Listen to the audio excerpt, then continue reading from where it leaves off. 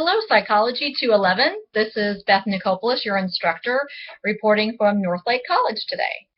I wanted to talk about Chapter 3, Globalization and Identity. Our textbook really talks about a shift in America from thinking of Americans as unified, one nation individual to thinking about ourselves more along racial, ethnic lines and as individual people. Before I talk about the book, I want to talk about my own experience just a little bit. Maybe that will provide an example of what I'm talking about. I happen to be second-generation American, and what that means is my grandparents immigrated from another country. Many of you may be in that same situation. Some of you may be first-generation, or you're international students and you're brand new to this country. It was common in many years past that when immigrants came to the United States, they changed their names. And they did this in order to blend in or to assimilate into that melting pot society that used to be the prevailing culture at the time. They didn't mind being a part of their other culture, but they wanted to feel more American. An example of that would be my grandmother. When my grandmother came from Greece, it was very important to her over the years to become an American citizen. And once she came to the United States, she never went back to Greece because in her mind, she was now an American. There was no reason to go back. Another example would be my husband's family. When they immigrated from Greece, they changed their name to something more American. Nixon. Kind of thought that was a poor choice. But after our oldest son was born, my husband and I decided that it was more important for us to re-identify with our Greek heritage, that we wanted to be American, of course, still, but that our Greek heritage was something to celebrate, to be proud of. And so we actually changed our names back to the original Greek, which is the long last name now that you have to type, Nicopoulos or Nicopolis. So really that was an example of how we as individuals are proud. We're Americans and we're happy to be Americans.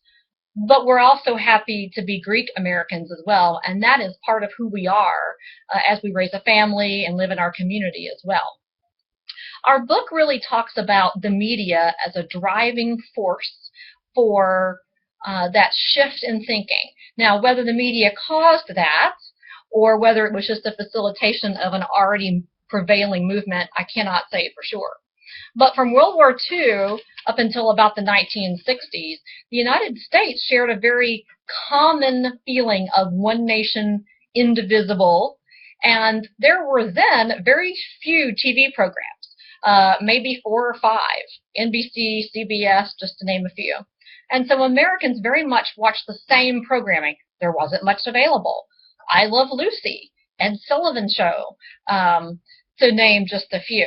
And so there was a very common culture around TV then that was a prevailing thought of TV for the masses.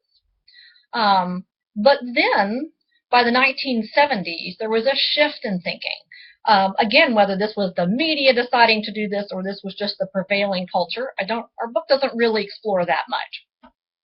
So what changed was that the media started thinking about television viewers and Americans specifically as target demographic groups. They began developing programming for very specific areas, for maybe African Americans versus white Americans versus people that might come from other countries. And so you see that now when you go to watch the news, for example. Now you can watch CNN, MSNBC, One American News, Fox, and on and on. And there are some people that can say you learn about a person based on what they watch on TV, which I think is kind of scary since I like to watch the housewives of, you name it, Orange County, New Jersey, whatever. But news is a great example. I tend to prefer CNN. I even watch Al Jazeera, for example. But there are a lot of people that don't like those media outlets because maybe they're too liberal for them. That's why we have so many choices available. That amount of choice has allowed the media and advertisers and companies to really target demographics and speak to the individual as opposed to the masses. So the messages are much more diverse than they used to be. And our thinking has shifted more to let's celebrate the diversity. Let's celebrate the fact that you're Hispanic or I'm Greek or whatever the case might be. So while we come to America, we don't meld into each other. We may become more American, but we also keep our identity, our cultural identity as well. And that's an important part of the process for us. Cable and satellite TV really diversified the way the world thought about TV and the options that you have available. Another thing that caused or may have been a part of that shift is technology. The internet, Facebook, Twitter, just having the option to bring people together from across the world. So now we're talking about a global perspective. If you have family in China, you can speak to them on Skype. You can FaceTime. So it's a much different perspective than we used to.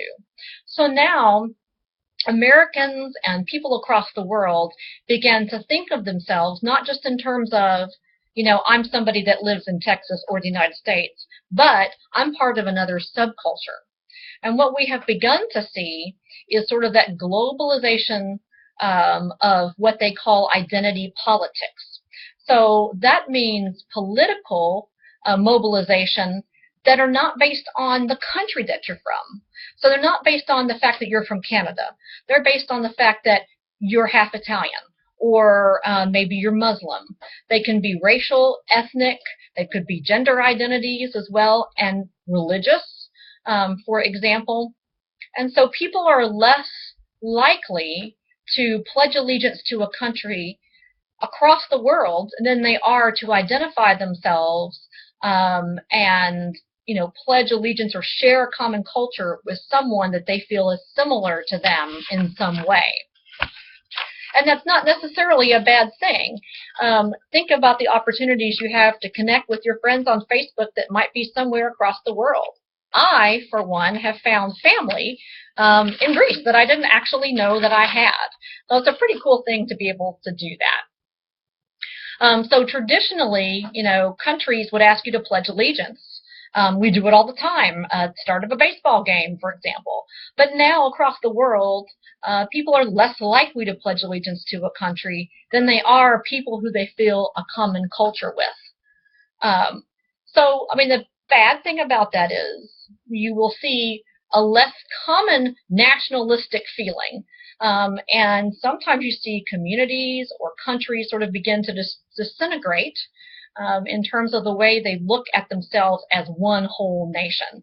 It's not necessarily a good thing in that the common ideology that you all share as a country, the pride, the allegiance that you feel as an American may be somewhat buffered or maybe not the same as it used to be. So one place where you see a big effect in terms of globalization and identity is finance. So one of the shifts that occurred, and in the United States it probably occurred right around the 1930s when we talked about Roosevelt's New Deal, is that there was a shift in economic politics as well. That in this country, we wanted the government to have sort of a hands-off approach, a laissez-faire approach, for example. We wanted less government control and regulation over business and economics. And so that those companies could be free to develop throughout the United States, and in this case, also the world. And so what that means, at least the purpose was, and maybe we've accomplished that as well, is more free enterprise, more free trade. NAFTA, for example, the North American Free Trade Agreement is a good example of that. That's one that's worth looking up if you didn't grow up when I did. And that has given us an opportunity to work globally. Companies have employees all over the world. Those of you that are business majors, for example, ought to also think about learning other languages and how you can interact with clients that might be in dozens of other countries around the world. So neoliberalism, as it is called, really had a focus on profits, private enterprise, and the growth of companies to proliferate as they will. And you can see examples of this in this country. It's still a fight here if you're watching what's happening with the presidential elections, and it's not Donald Trump. Donald Trump is a great example of someone who took free enterprise to a great degree and has become a millionaire. It's one of the things that's so great about this country is the success of people like Donald Trump. But there's a fundamental argument over how do we protect people versus money, which is more important. You see unions and trade groups that want to fight for employee rights. So what we have seen is sort of a shift in thinking and an argument that continues. Now, if you run a company, for example, you may call in to, let's say, Toshiba, for example, and you may be talking to somebody in India. You could be talking from somebody in China. You don't really know. So it really has changed our perspective, maybe for a good way, but it has changed the way we do business in the world. So that individual, pick yourself up, create your own company with less intervention from the country you live in has really shaped our economy and a global society as well. Before we end, I just want to introduce the next chapter we'll be talking about, Chapter 4, which is really more about how you identify as a person. So begin thinking about your own personal identity. I had a conversation at the beginning about myself as a Greek American. Yes, I'm half Greek. That isn't necessarily who I am, but it is an important part of how I function and what I do in life. So begin thinking for yourself how you identify. Is it religious, social, gender? And think about that as we move on to the next chapter. Thank you for your attention. This is Beth Nicopoulos.